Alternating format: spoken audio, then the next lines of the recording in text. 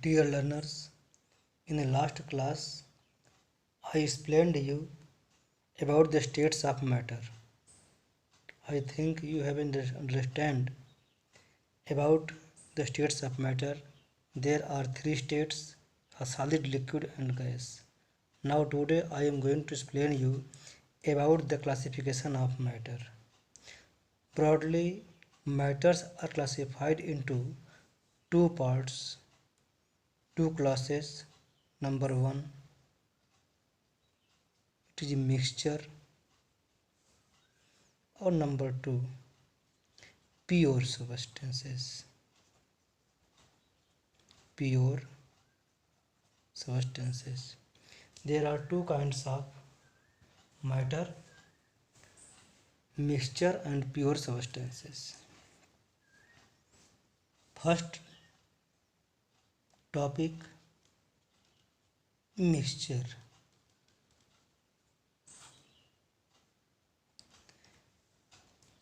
Mixtures are the substances in which two or more different kind of particles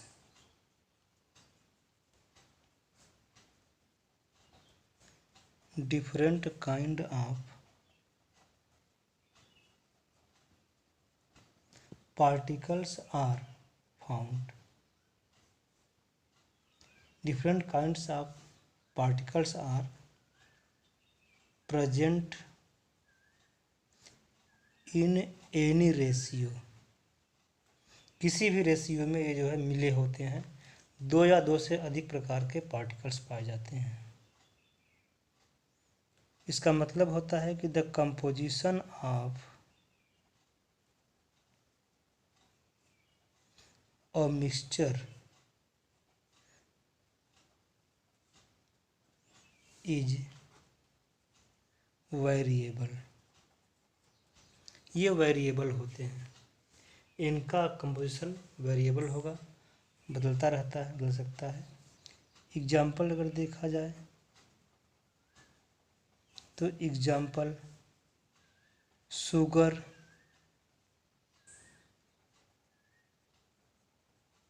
dissolved in water. Glucose, dissolved in water. पानी में घोल दिया water को या sugar को तो मिक्सचर बन जाएगा. एयर अपने आप में डिफरेंट गैस का मिक्सचर होता है. ये है एयर हो गया. प्रिपेयर्ड टी जो होता है, जो चाय लोग पीते हैं, T. Milk is also a mixture. Dust, different kinds of particles पाए जाते हैं. इस तरीके से ये सब मिक्सचर कहे जाएंगे. These are mixtures. मिक्सचर को भी कैटेगराइज किया गया है दो पार्ट में.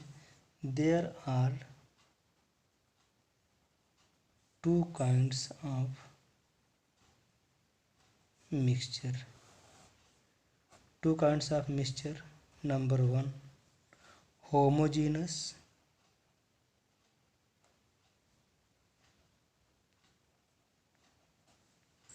Mixture.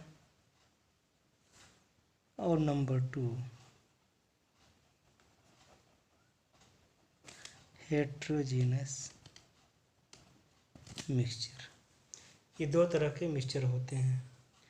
Homogeneous mixture, homogeneous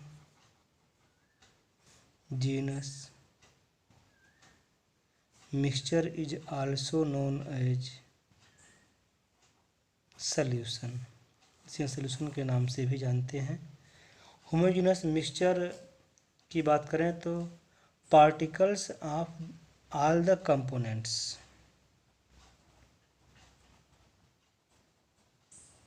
particles of all the components of a homogeneous mixture are uniformly. Uniformly का मतलब होता है हर जगह एक जैसा होगा. uniformly distributed throughout the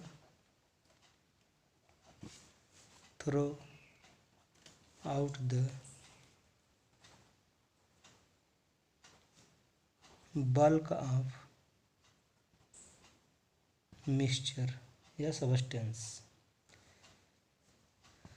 Composition is uniform.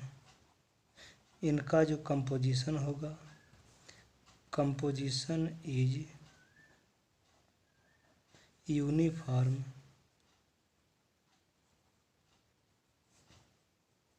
throughout the mixture. पूरे मिक्सचर में इनका कंपोजिशन क्या होगा, यूनिफॉर्म होता है, एक जैसे होते हैं. Example, sugar,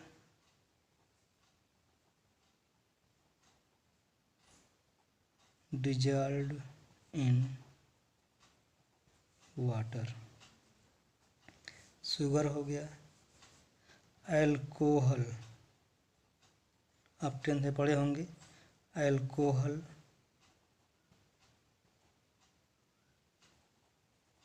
dissolved in water. Benzene dissolved in CCl4. एक कंपाउंड है, इसके बारे में पढ़ेंगे आप. मिक्सचर ऑफ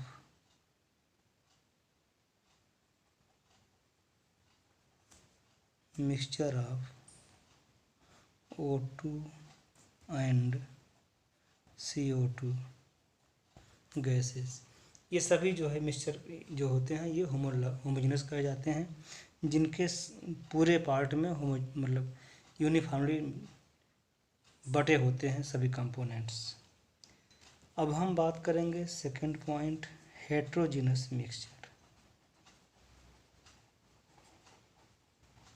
हेट्रोजीनस मिक्सचर ठीक इसी का उल्टा होगा. इसमें particles of the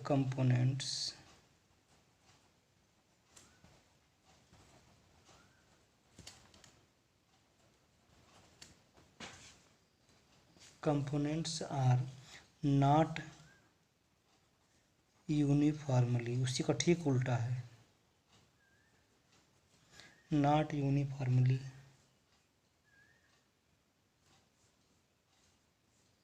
spelling wrong है,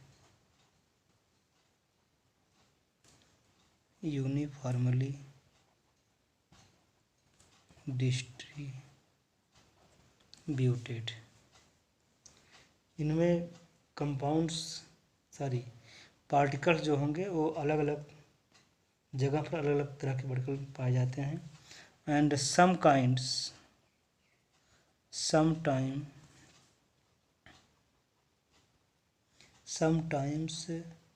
डिफरेंट कंपोनेंट्स आर विजिबल.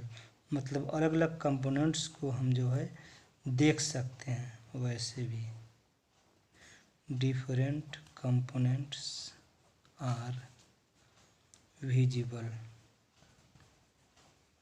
जिसे हम देख सकते हैं. एग्जाम्पल अगर देखा जाए इनका, example mixture of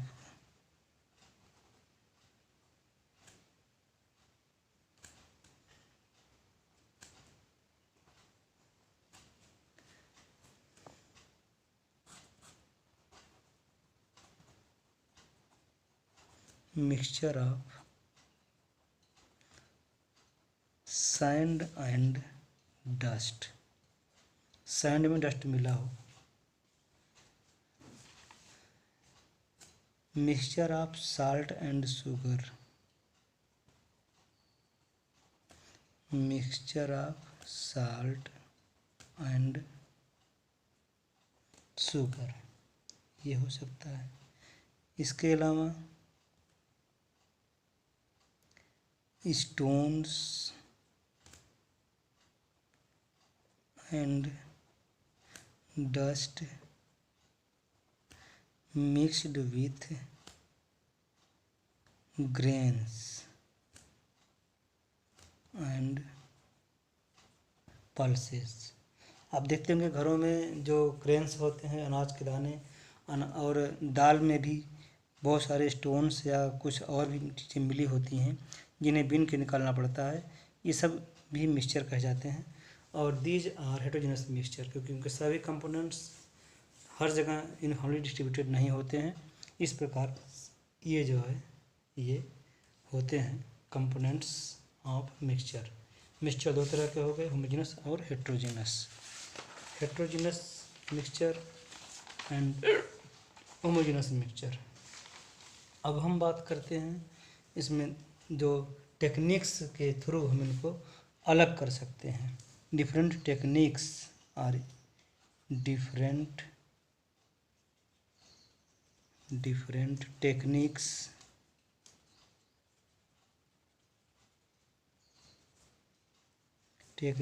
are applied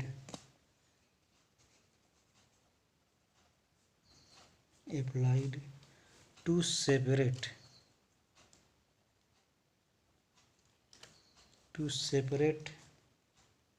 the components of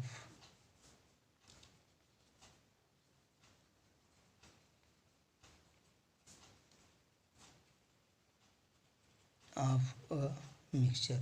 एक मिक्सचर के कंपोनेंट्स को अलग करने के लिए अलग अलग टेक्निक का इस्तेमाल करते हैं, चाहे वो जो है होमोजेनस हो चाहे हेट्रोजेनस हो। उसमें से बहुत सारा पढ़ चुके होंगे, hand picking, filtration, distillation, crystallisation, बहुत सारे मेथड्स होते हैं। इन सब के बारे में स्टडी आप बाद में करेंगे नेक्स्ट इसी क्लास में, आगे चैप्टर्स में। अब हम बात करेंगे नेक्स्ट टॉपिक, ये है pure substances. Pure substances are the substances which have only one kind of constituent particles। Constituent particles जो होते हैं वह सिर्फ एक ही प्रकार के होते हैं, इनमें अलग अलग तरह के नहीं मिलेंगे। और ये पूरे बल्क में throw out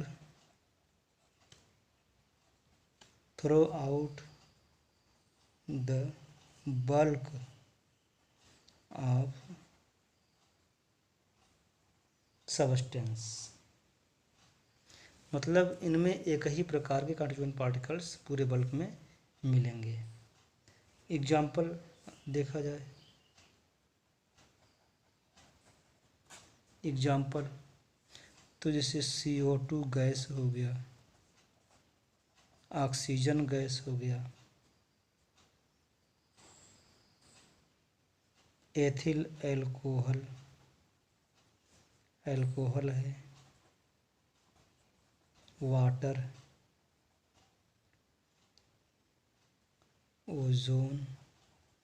ozone gas, copper, gold, silver. There are different kinds of pure substances जिनमें और चीज़ें मिक्स नहीं होती हैं। ये सभी इसके एग्जाम्पल हैं। अब हम बात करते हैं प्योर सब्सटेंस के काइंड्स के बारे में। तो इनके भी 2 काइंड्स होते हैं।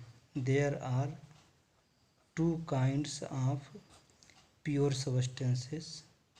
नंबर फर्स्ट हो जाएगा एलिमेंट और नंबर 2 ये है कंपाउंड्स। अभी हम बात करेंगे एलिमेंट के बारे में। Elements are the pure substances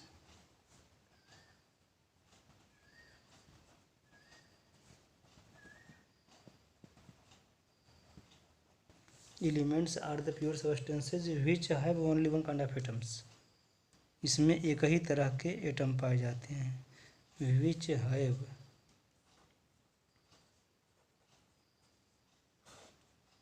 only one kind of atoms throughout the bulk। Bulk का मतलब होता है पूरा अंदर उसके, थ्रो आउट द बल्क, पूरे बल्क में एक ही तरह के एटम पाए जाएंगे एलिमेंट में। द पार्टिकल्स, और ये जो पार्टिकल्स होते हैं, दीज पार्टिकल्स में बी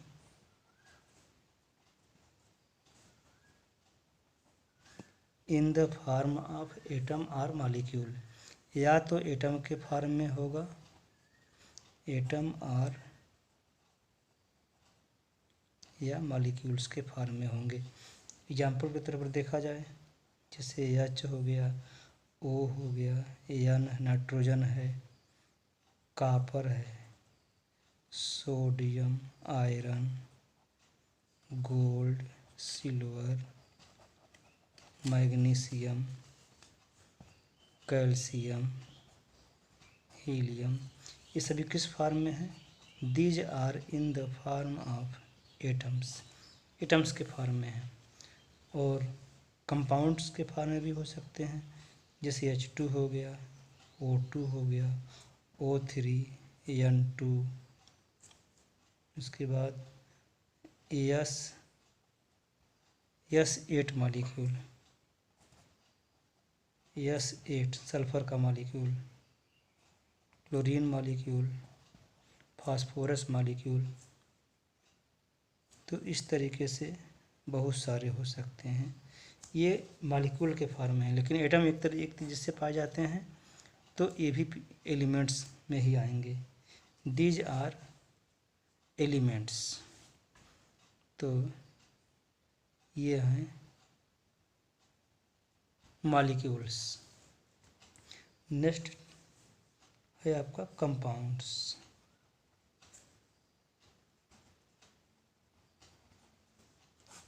ये कंपाउंड्स, ये जो थे ये एलिमेंट्स के एग्जाम्पल हैं। और कंपाउंड्स की बात करें तो ये कंपाउंड्स में, compounds are formed by combining two or more different elements together in fixed whole number ratio. इसका मतलब हुआ कि when two are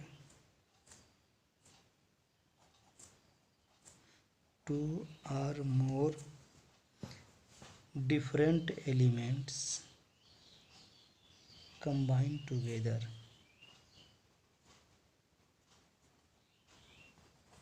different elements combine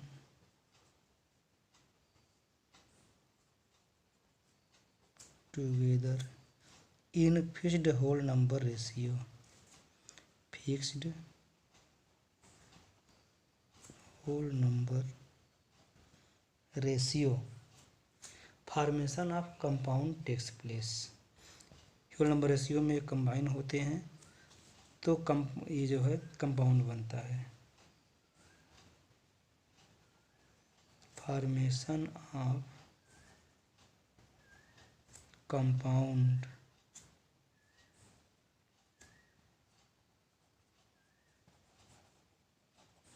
takes place, compound बनते हैं। कॉन्स्टिट्यूएंट एटम्स ऑफ कंपाउंड, जो उनके कॉन्स्टिट्यूएंट एटम्स होते हैं, बहुत खास प्रॉपर्टी ये है, constituent atoms of a compound can not be separated, cannot be separated by simple physical method।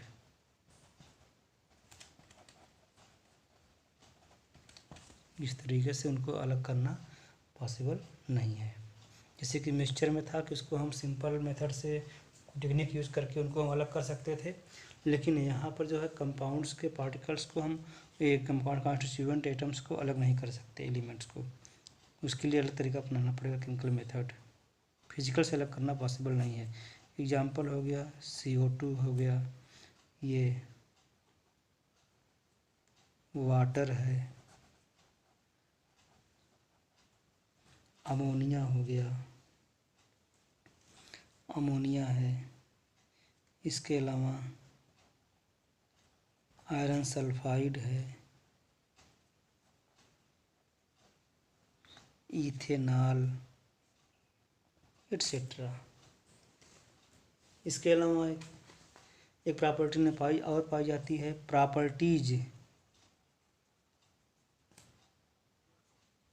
Properties of a compound